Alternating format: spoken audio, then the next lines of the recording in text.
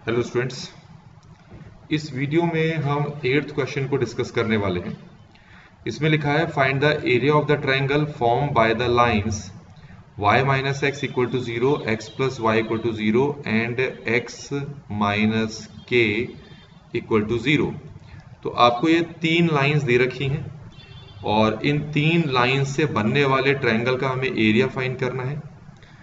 तो पहले आपको क्या करना पड़ेगा, मैं पहले इक्वेशन लिख देता हूं यहां पर।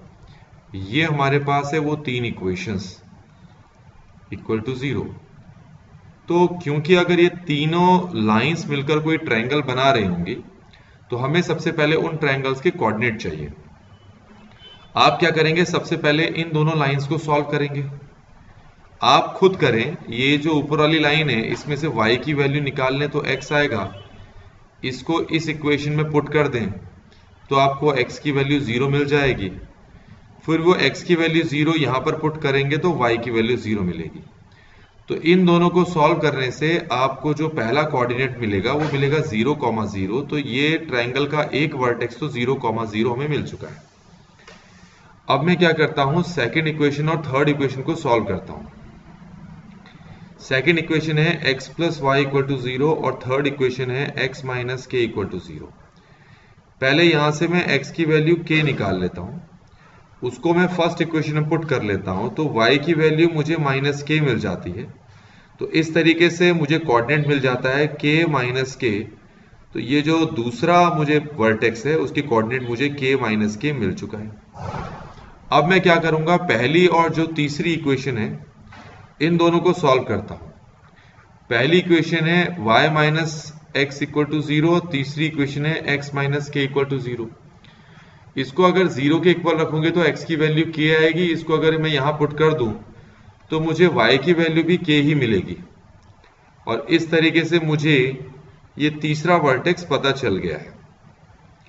जब किसी ट्रायंगल के तीनों वर्टेसेस पता लग जाएं तो उस ट्रायंगल का एरिया निकालने का हमारे पास जो फॉर्मूला होता है वो होता है 1/2 mod x1 y2 minus y3 plus x2 y3 minus y1 x3 y1 minus y2। तो ये हमने पूरा का पूरा फॉर्मूला लिख दिया है जिसकी हमें यहां पर जरूरत पड़ने वाली है। उसके लिए मैं क्या करता हूं, इसको x1 y1 पहले वर्टेक्स को मान लेता हूं, दूसरे वर्टेक्स को x2 y2 और तीसरे वर्टेक्स को x3 y3।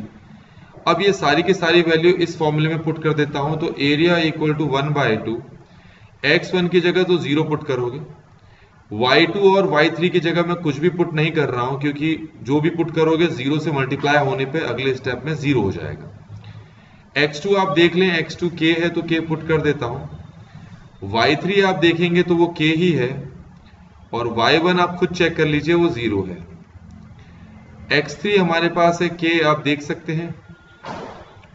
y1 हमारे पास है 0 और y2 हमारे पास है माइनस के। ये समझ में आ गया होगा। तो 1/2 ये तो 0 हो चुका है, इसको सॉल्व करें तो यहां से k स्क्वायर मिल गया। इसको भी सॉल्व करें, ये k है और k को k से मल्टीप्लाई किया तो कितना आ गया, k स्क्वायर आ गया। अब इसको सॉल्व करेंगे, मॉड अब नहीं भी लगाओ चलेगा, तो ये होगा 2k स्क्वायर, 2 से 2 हट गया। तो फाइनली हमारे पास जो ट्रायंगल है इसका एरिया आ गया k स्क्वायर, और इतना ही हमें निकालना था यहां पर।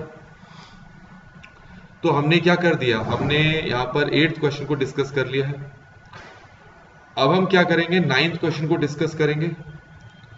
9th क्वेश्चन में कहा है आपसे आपको p की वैल्यू फाइंड आउट करनी है और आपको यहां पर तीन लाइंस दे रखी हैं और आपसे कहा है कि तीनों की तीनों लाइन जो है एक पॉइंट पर इंटरसेक्ट करती है।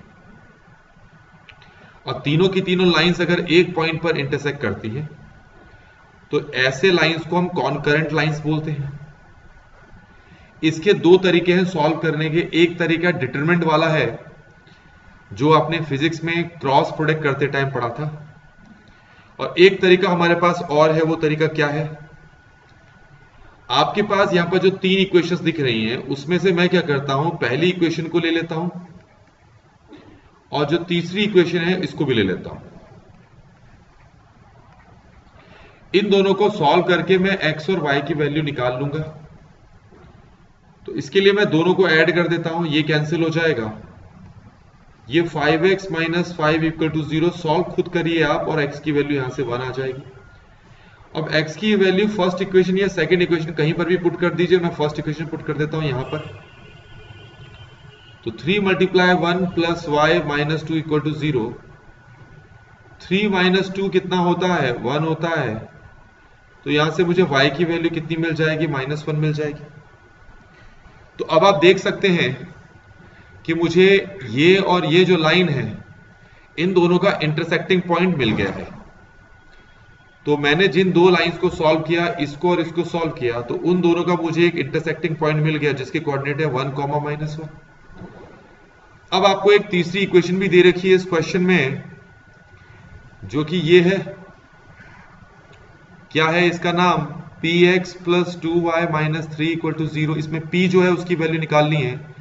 खास बात यह है कि ये जो लाइन है ये भी इसी इंटरसेक्टिंग पॉइंट से पास कर रही है, क्योंकि अब ये तीनों की तीनों सेम ही पॉइंट से पास कर रहे हैं, इसलिए इनको कॉन्करेंट लाइंस कहते हैं। क्वेश्चन में भी यही कहा हुआ है। तो इसका मतलब है ये जो मुझे इंटरसेक्टिंग पॉइंट मिला था, ये जो x और y की वैल्यू मिली थी, ये जो मुझे सोल्यूशन मिला था, ये इस रेड कलर वाली लाइन को भी सेटिस्फाई करेगा, क्योंकि रेड कलर वाली लाइन भी उसी पॉइंट से पास कर रही है। तो ये जो x और y की वैल्यू मैंने निकाली है, इसको मैं इस इक्वेशन में पुट कर देता हूं। तो ये हो जाएगा p multiply 1 plus 2 multiply -1 -3 equal to 0। तो p -2 -3 इक्वल टू 0 खुद ही सॉल्व कर लें आप, तो p की वैल्यू हमें यहां पर 5 मिल जाती है। और इस तरीके से बच्चों हमने ये जो 9th क्वेश्चन था, इसको भी डिस्कस कर लिया है हमने यहां पर।